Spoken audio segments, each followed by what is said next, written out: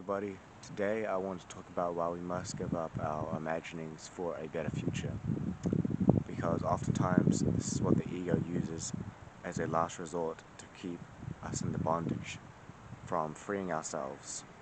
Because while there may be many difficulties we may be running into in the here and now and throughout our journey in life, we keep the idea of there being a better future in our head, the longer we give room for the ego to also discriminate upon this opportunity, because to keep an idea of there being a better future inside your head means that there's also a way to be seen, a way for the ego to look upon the future and project a negative vision of the future also, to bring more pain into the present moment.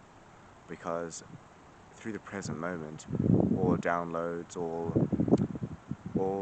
subtle hunches from source energy can come through to fulfill all the dreams and all the wishes you want in the here and now, and not in some idea of the future. When we indulge in these thoughts that say our future will look brighter, we give energy to the mind to talk negatively also about the future. This brings duality into the natural oneness of the present moment.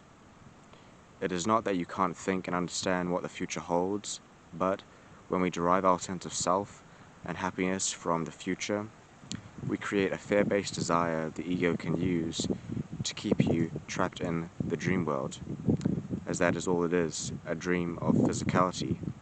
Because when you are so fully immersed in the present, you see that all the future imaginings and deadlines related to success, freedom, and happiness were a hoax to keep you imprisoned in the here and now. Because, as everybody knows, when the future comes, it'll always be now.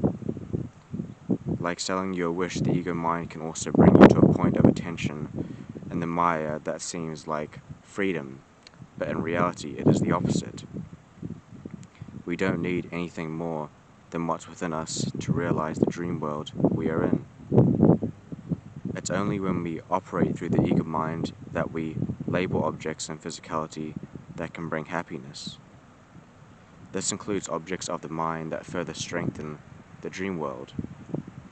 When you become conscious and realize that your source is where everything unfolds, great things appear in the manifest world themselves and the outside world, but not with the identification that they are the bringers of peace.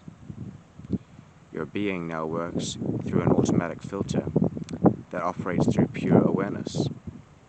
It shows you that all your desires were taken so seriously because you believed in some form of loss or lack the mind was creating.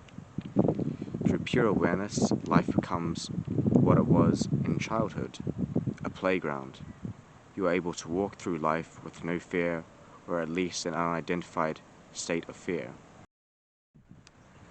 When you are connected to the subconscious and the universe, you realize that the universe is not a phenomenon, and especially not one that's here to guide you in the future, because you see that you can only be fully supported and self-realized when you are in the now.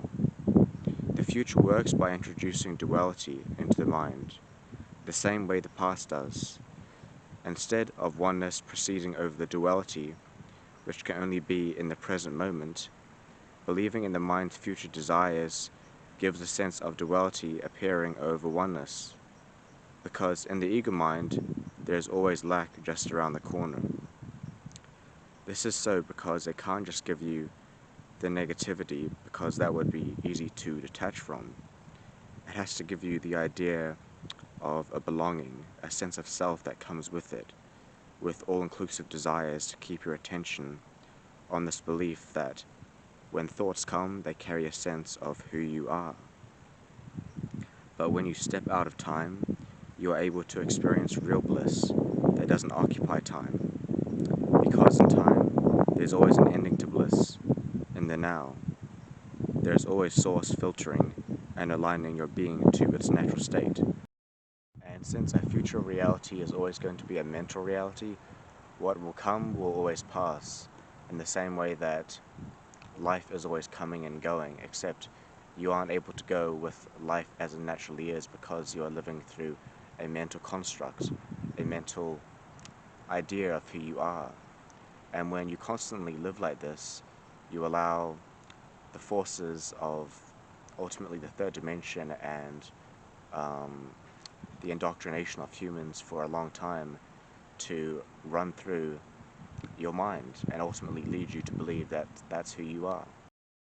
And since the indoctrination of this system upon the rest of humanity is so extreme, there is not really going to be a need for one to rewrite their mind or eliminate traumas manually. The transcendent way of living through the now is ultimately the only way to live a condition-free life. Our lives are not long enough to reverse the indoctrination and programming since birth by just using the mind, because you are just using the same instrument that has been manipulated in the first place. Sure, thoughts based upon the future will appear, but our sense of self and our willingness to derive salvation from these appearances has to stop if we are to free ourselves. Much love, infinite abundance. It already awaits you here and now. Thank you for watching.